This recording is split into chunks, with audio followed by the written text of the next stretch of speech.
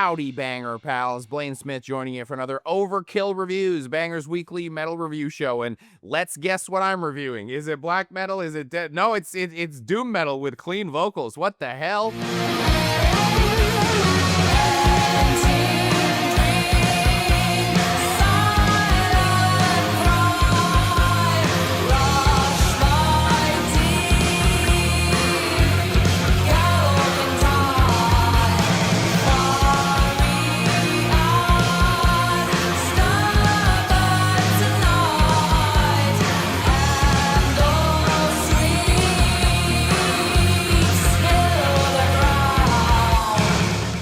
We're talking about doom proper this week. No blackened in there, because it's the new album from Mesa. I'm not gonna make a Jar Jar Binks joke. Called The Spin, out April 11th. Came out on Metal Blade Records. Mesa are an Italian doom band formed in 2014.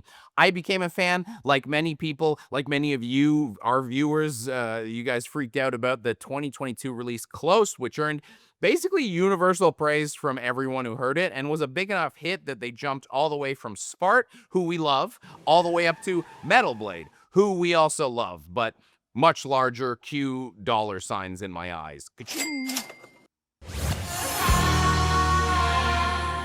Yes, Sarah. All right, let's get these Sarah gushing out of the way so we can actually just focus on a review. She's cool. She's badass. The fact that their music video is her riding a sweet motorcycle across the Italian countryside feels like cheating. Thankfully, we don't need to delete their world record Trackmania speedruns because, dear God, is she an amazing vocalist. And that's just a little shout out to the weirdness of my YouTube algorithm there. For some reason, it thinks I really care about people exposing fraudulent Trackmania times. While she is a pretty well-worn doom vocal archetype, I don't know if I can think of anyone who's better at said archetype than her. Whether it's a soft, subtle part or she's belting it out for the rafters, she hits everything perfectly while adding little touches and intonations that are show-stealing. On a technical side, there is no fault to be found with her performance. But I don't really believe technical ability is the main reason she garners such attention. I think she could probably be a worse vocalist and it would come out the same, because I'm going to say something and you are free to make fun of me for the rest of my life for saying this, but her vocals make me feel something in my chest. They really pull at my heart like I'm reading a particularly emotional chapter of Spy Family. I know. Mock away, it's kind of an intangible thing, but goddamn, there's just a emotional weight to the I don't even want to get that sentence out. Blah, let's talk about guitars. Ugh. But yes, there are other people here, and thankfully they are also quite good at their respective jobs. Both Marco and Roberto, and wait, there's three dudes in this band. They're an Italian band, and their names are Marco, Alberto, and Rocco. That's gotta be fake, right? These guys aren't Italian. This is like a ghost bath situation, I think. Regardless, in addition to Marco and Alberto's guitar-based duties, there is sparing use by them of synthesizers that are great. And On Fire on the Roof even sound a little John Carpenter-y, which is always a plus. Though that might be the guest synthesizer person. Call me racist, but I can't tell synthesizer players apart. And also call me racist because of that Italian shit I just did. So I'm a bigot. This is a doom band that falls on the doom/rock line on this record, which basically just means they're a doom band that isn't ripping dabs between tracks. So we do have energy in the tunes, and naturally you need a fun drummer for that. And Rocco's hits burst with energy like he's wailing on cans of Monster Energy drink. One area where doom can struggle is producing those pure attention-grabbing moments. Yes, doom does love solos, but frequently those solos are, well, I mean, they do command attention in a half-baked, you've smoked yourself, you know the word. But goddamn can mess into a sweet, bluesy-ass ripper. And speaking of Fire on the Roof and solos, check out this solo on Fire on the Roof. On, and on. Listen to it.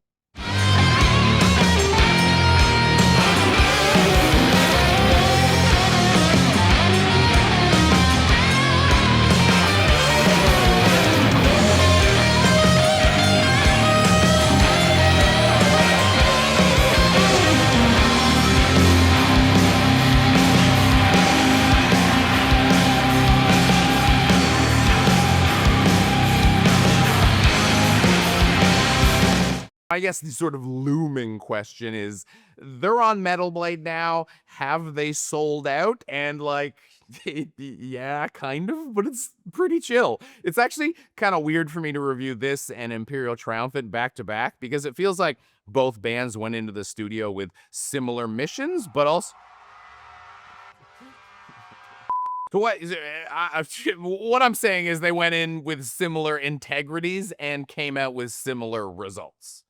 The last Mesa album that garnered all this attention is a much grander progressive work that clocks in at almost 1 hour 5 minutes. This is a blues rock backed doom record with a third of that runtime chopped off, and I ain't mad about it. Just like with Imperial Triumphant, Mesa have sort of distilled and concentrated what they do into a more accessible record without losing much in the manufacturing process. Yes, it's more of a collection of 7 songs than a grand doom production, but they are 7 awesome songs. There's no duds. At first, I thought Void Meridian was maybe a bit of a weak way to start an album, and I would probably cut down its slow build lead-in time by about a minute, but once it's almost post-punk rhythm kicks in and eventually gives way to a squealy solo, I'm on board with that one too. For new fans, this is a great invitation to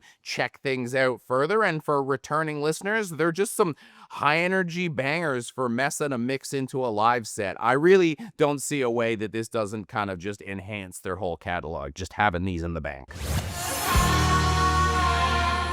In a nice parting gift, Mesa seemed to want to let us know that they still like the music they made and they still plan on making more music like that. Closer, Thicker Blood is almost a career retrospective, kind of running through their sounds of the past, but appropriately blending them all into one coherent track. The thing opens with simply giving Sarah a lot of room to just stunt all over the place, but as the runtime creeps on and the track gets heavier and heavier, we get harsh vocals at the 9-minute mark, and hey, that's great. I always like, bring in the harsh vocals pretty much at any time, and I'm going to be chill with it. It's a real strong way to leave things and helps give a bit more of the impression that you're listening to a full album experience. I will give them credit that at first glance it does seem like that collection of bangers I mentioned more than a cohesive record, but the singles are more front-loaded, and they do sort of let the album unfurl into something a little weirder as it goes on. Halfway Point Immolation is a track that, from a description, would make me gag. Soft, clean singing over a piano?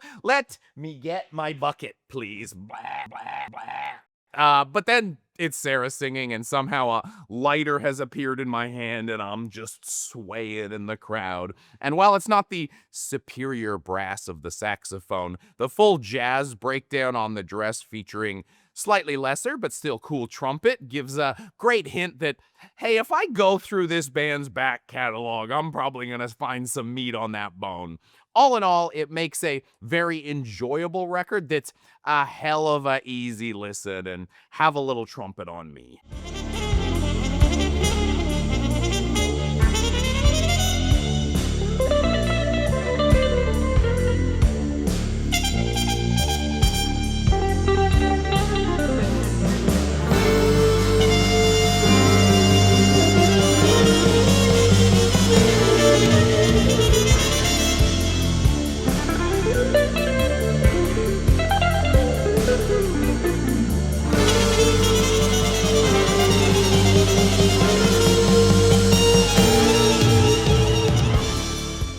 We've been loving our new sponsors at Banger, and so have you. So big shout out to Dentist. You got a fear of the dentist? Go to black and white sign, ominous, just dentist. Terror in dental form. But we also have a Patreon campaign where you can toss us a couple bucks. We've been supersizing our content on Patreon. We've been putting up full docs, DVD bonus features, breaking out the vault. We also put up tip sheets. You'll get a new tip sheet from me this month, so that's 15 records if you count Metal Monthly. You give us a couple bucks, we get to keep doing what we do, and we only have to advertise Dentist and Hollywood Nails. So we really appreciate it. Thanks so much. to continue the Imperial Triumphant comparison, because I think this is probably the only time we're going to be comparing Mesa and Imperial Triumphant, Imperial Triumphant really lost nothing with their streamlining. For Mesa, it's a little bit more complicated in the arithmetic.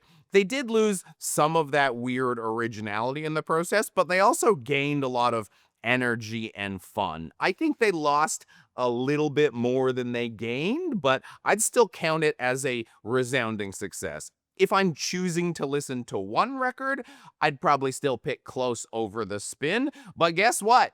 I don't have to choose. I can have both. I'm a big boy. I can own 2 records. And if I had a choice between them making Close 2 and this, I'd prefer they release this because I think it adds to their catalog in a more meaningful way. They've never been a band that particularly wants to stay still. Each record does change, and I don't think this is where their sound is landing and ending up permanently. So with that, I am giving it 4 out of 5 Motor Skulls. But what do you think of this album? Because you guys really connected with the 2022 release. So how you feeling? Let me know in the comments. I'll get in there with you. You've seen me in the mix. I'll chat with you. Let me know how you feel about this record. But of course, I still have shout-outs for you. I got 3 shout-outs, similar to Imperial Triumphant. I can't give you shout-outs that are similar because Mesa is, a pretty strong, unique band. So there are 3 records that came out this week that I could tangentially connect. I have a one-woman doom band. They're on Ivoid Hanger, so it's more terrifying doom than like nice picturesque motorcycle ride through the Italian countryside doom, but still very cool. Frictalig Stoi Incandescent came out today. Atmospheric black metal. Mesa's got a great atmosphere, and you know who else has great atmosphere? Blood Incision on their record 2 on Deborah Morty Productions, and boy, I sure love how melodic they are too. And you know who's pretty melodic? Death metal band Imperishable with their album Swallowing the World on Hammerheart Records. So there you go. There's a little bit about them and a me forcing a non-existent connection between them and Mesa. So that's been the review. Thanks so much for hanging out. Like, comment, subscribe, YouTube spiel. See you on the next one. Bye, gang.